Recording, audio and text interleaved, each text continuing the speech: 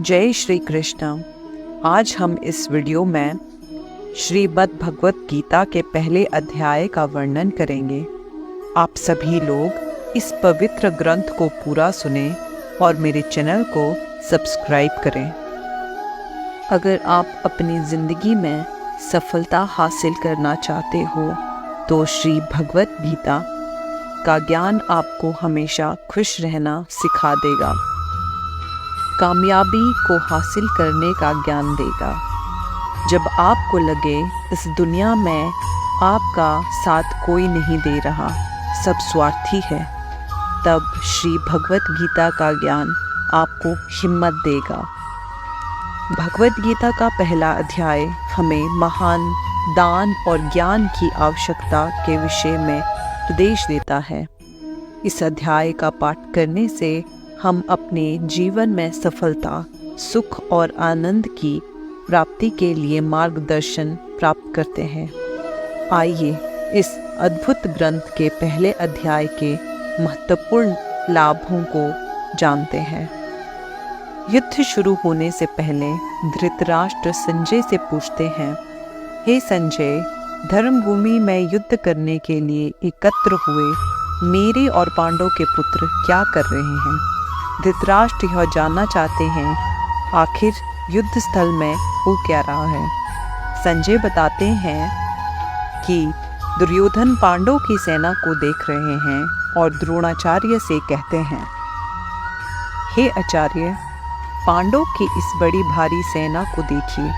इस सेना में बड़े बड़े धनुषों वाले तथा युद्ध में भीम और अर्जुन के समान शूरवीर और विराट तथा महारथी राजा द्रुपद, धृष्टकेतु और चेकितान तथा बलवान काशीराज, पुरोजित, कुंतीभोज और मनुष्य में श्रेष्ठ शोभ्य, पराक्रमी युद्धामन्यु तथा बलवान उत्मोझा, सुभद्रा पुत्र अभिमन्यु एवं द्रौपदी के 5 पुत्र, ये सभी महारथी हैं। दुर्योधन द्रोणाचार्य से कहते हैं, हे ब्राह्मण श्रेष्ठ, पांडव की सेना के बारे में तो आपने देख लिया है। अब अपने पक्ष में भी जो प्रधान हैं उनके बारे में मैं आपको समझा देता हूँ। आपकी जानकारी के लिए मेरी सेना में जो जो सेनापति है उनके बारे में मैं आपको बताता हूँ। सबसे पहले आप द्रोणाचार्य और पितामह भीष्म तथा कर्ण और संग्राम विजय कृपाचार्य तथा वैसे ही अश्वत्थामा, विकर्ण और सोमदत्त का पुत्र भूरिश्रवा के बारे में जाने। दुर्योधन गर्व से कहते हैं कि मेरे लिए जीवन की आशा त्याग देने वाले बहुत से शूरवीर, अनेक प्रकार के शस्त्रों से सुसज्जित और सबके सर युद्ध में चतुर हैं। दुर्योधन घमंड से कहते हैं, भीष्म पितामह द्वारा सुरक्षित हमारी यह सेना सब प्रकार से अजेय है और वहीं भीम द्वारा रक्षित इन लोगों की यह सेना जीतने में सुगम है। इसलिए आप सब लोग मोर्चों पर अपनी अपनी जगह स्थित रहेंगे और आप लोग सभी भीष्म पितामह की चारों ओर से रक्षा करेंगे। दोनों सेनाओं में शंख उद्घोषणा होती है होने वाले युद्ध की। कौरवों में वृद्ध बड़े प्रतापी पितामह भीष्म ने दुर्योधन के हृदय में हर्ष उत्पन्न करने के लिए उच्च स्वर से सिंह की दहाड़ के समान गरज कर शंख बजाया। इसके बाद शंख और ढोल, मृदंग और नरसिंगे आदि बाजे एक साथ ही बज उठे। अब बारी थी पांडव पुत्रों की। सफेद घोड़ों में से युक्त उत्तम रथ में बैठे हुए श्री कृष्ण महाराज और अर्जुन ने भी अलौकिक शंख बजाए। श्री कृष्ण महाराज ने पांचजन्य, अर्जुन ने देवदत्त और भयानक कर्म वाले भीमसेन ने पौंड नामक महाशंख बजाए। कुंतीपुत्र राजा युधिष्ठिर ने अनंत विजय नामक और नकुल तथा सहदेव ने सुघोष और मणिपुष्पक नामक शंख बजाए। इसके बाद अर्जुन का सैन्य परीक्षण और गांडीव की विशेषता शुरू होती है। इसके बाद अर्जुन मोर्चा बांधकर डटे हुए धृतराष्ट्र संबंधियों को देखकर फिर अपना धनुष उठाकर श्री कृष्ण महाराज से कहते हैं, हे अच्युत, अच्युत मतलब अटल, जिसका नाश नहीं हो सकता। हे अच्युत, मेरे रथ को दोनों सेनाओं के बीच में खड़ा कीजिए और जब तक कि मैं युद्ध क्षेत्र में डटे हुए इन युद्ध के अभिलाषी विपक्षियों योद्धाओं को भली प्रकार से देख न लूं कि युद्ध रूप व्यापार में मुझे किन किन के साथ युद्ध करना योग्य है, तब तक रथ खड़ा रखिए। दुर्बुद्धि दुर्योधन का युद्ध में हित चाहने वाले जो ये राजा लोग इस सेना में आए हैं, इन युद्ध करने वालों को मैं देखना चाहता हूँ। संजय कहते हैं, हे धृतराष्ट्र, अर्जुन द्वारा कहे अनुसार महाराज श्री कृष्ण ने दोनों सेनाओं के बीच में भीष्म और द्रोणाचार्य के सामने तथा संपूर्ण राजाओं के सामने रथ को खड़ा कर इस प्रकार कहा कि हे पार्थ, युद्ध के लिए जुटे इन कौरवों को देखो। इसके बाद अर्जुन ने उन दोनों ही सेनाओं में स्थित ताऊ चाचों को, दादों परदादों को, गुरुओं को, मामाओं को, भाइयों को, पुत्रों को तथा मित्रों को, ससुरों को देखा। उस परिस्थिति संपूर्ण बंधुओं को देखकर कुंती पुत्र अर्जुन अत्यंत करुणा से युक्त होकर शोक करते हुए कहते हैं, यही से शुरुआत होती है अर्जुन के विषाद की, जिसके लिए गीता की रचना हुई। श्री कृष्ण ने हम सब के मार्गदर्शन के लिए ऐसी रचना की जो हमेशा हर किसी को सही राह पर चलने के लिए प्रेरित करती रहेगी।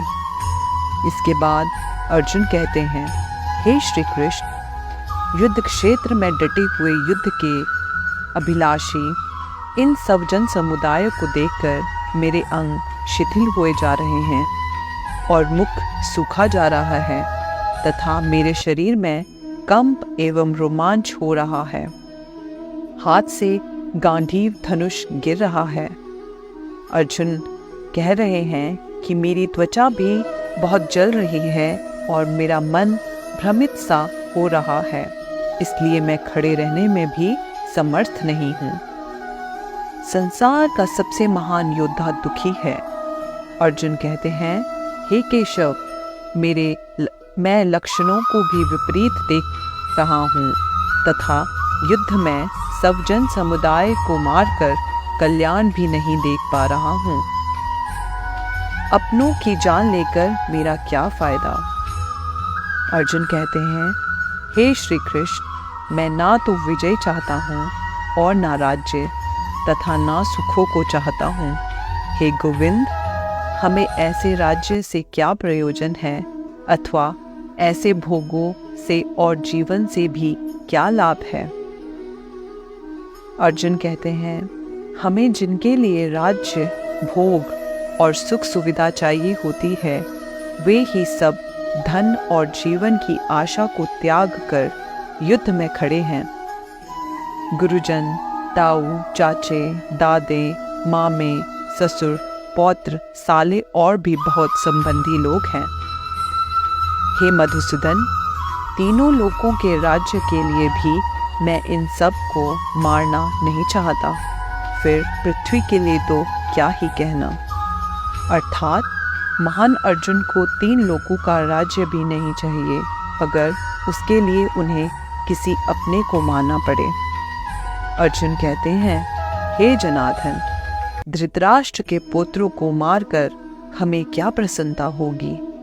इन्हें मारकर हमें पाप ही लगेगा। हे माधव, अपने ही बांधव धृतराष्ट्र के पुत्रों को मारने के लिए हम योग्य नहीं हैं, क्योंकि अपने ही कुटुंब को मारकर हमें कैसे सुख मिलेगा। हे माधव, यदि लोभ और भ्रष्ट चित्त हुए ये लोग कुल के नाश से उत्पन्न दोष को और मित्रों से विरोध करने में पाप को नहीं देखते, तो भी हे जनार्दन, कुल के नाश से उत्पन्न दोष को जानने वाले हम लोगों को इस पाप से हटने के लिए क्यों नहीं विचार करना चाहिए।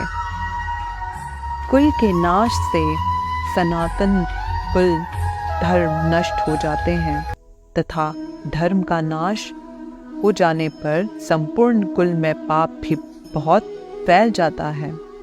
अर्जुन कहना चाहते हैं कि अगर परिवार नष्ट होता है तो धर्म नष्ट होता है, धर्म नष्ट होने से परिवार में पाप बढ़ जाता है। परिवार हमें अपनी जड़ों से जोड़ के रखता है। हे माधव, पाप के अधिक बढ़ जाने से कुल की स्त्रियां अत्यंत दूषित हो जाती हैं और स्त्रियों के दूषित हो जाने पर वर्ण संकर उत्पन्न होता है, अर्थात परिवार स्त्रियों की वजह से बनता है। जिस घर में महिला नहीं होती उस घर का कोई भविष्य नहीं होता। अर्जुन कहते हैं, हे जनार्दन, वर्ण संकर कुलघातियों को और कुल को नरक में ले जाने के लिए ही होता है। पिंड और जल की क्रिया वाले अर्थात श्राद्ध और तर्पण से वंचित इनके पितृ लोग भी अधोगति को प्राप्त होते हैं। जहाँ वर्ण संकर है वहाँ धर्म का नाश निश्चित है। हे जनार्दन, जिसका कुल धर्म नष्ट हो गया है, ऐसे मनुष्य का अनिश्चित काल तक नरक में वास होता है, ऐसा हमने सुना है। अर्जुन दुख में कहते हैं, हाँ शोक, हम लोग बुद्धिमान होकर भी महान पाप करने को तैयार हो गए हैं। जो राज्य और सुख के लाभ से सब जनों को मारने के लिए उद्यत हो गए हैं, यदि मुझ शस्त्र रहित एवं सामना न करने वाले को शस्त्र हाथ में लिए हुए धृतराष्ट्र के पुत्र रण में मार डालें तो वह मरना भी मेरे लिए अत्यधिक कल्याणकारक होगा। इसके बाद संजय कहते हैं, संजय जो धृतराष्ट्र को इस महान युद्ध का वर्णन दे रहे हैं, वो कहते हैं, हे धृतराष्ट्र, रणभूमि में शोक से दुखी मन वाले अर्जुन इस प्रकार कहकर बाण सहित धनुष को त्याग कर रथ के पिछले भाग में बैठ गए हैं। इस तरह भगवत गीता का पहला अध्याय समाप्त होता है और मैं जल्द ही दूसरे अध्याय के साथ वापस आऊंगी। आपसे अनुरोध है कि आप मेरे चैनल को सब्सक्राइब करें और अपने दोस्तों के साथ मेरी इस वीडियो को शेयर करें। जय श्री कृष्ण।